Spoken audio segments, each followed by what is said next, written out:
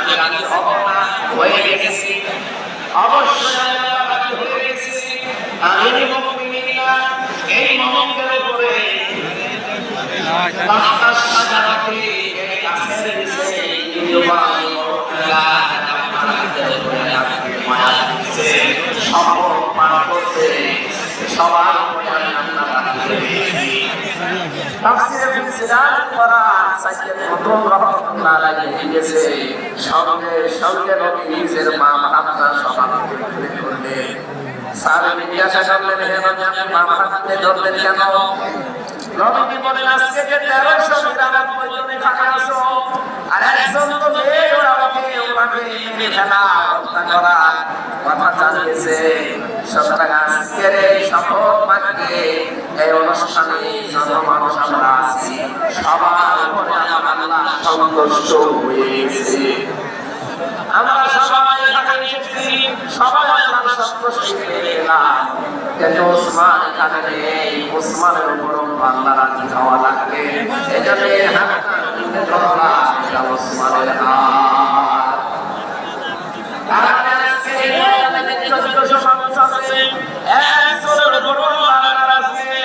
প্রত্যেকের উপরে আল্লাহ খুশি হয়ে গেছে, সন্তুষ্ট হয়ে গেছে।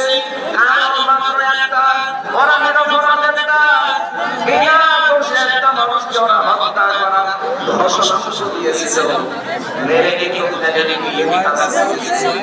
আল্লাহ নবী একজন মানুষকে বিনা কারণে বিনা অপরাধে মেরে ফেললে এইটা মেনে নিতে পারেননি, শুধু মেনে নিতে পারেননি না, নিজের সাথে 1399 জন যারা ছিল সবাইকে জীবন দেওয়ার বাক্য পাঠ করা হয়েছে।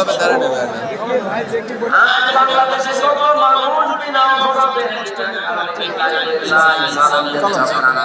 এভাবে কথা বলে কেন? শাহী মাওলানা সাবাকার ব্যাপারে একজন আমি আল্লাহর কাছে দোষী না কেন সর্বদা বিশ্বাস করে না। শাহী মাওলানা দাওয়া করছে শাহী মাওলানা মুমিনুর রহমান হিসাবে রহমাতুল্লাহ আলাইহি যতগুলো শহীদ হয়েছে আপনাদের পেছনের কষ্ট করে যে দোষে তারা দিয়েছে একটা দোষ সাদা করেছে না।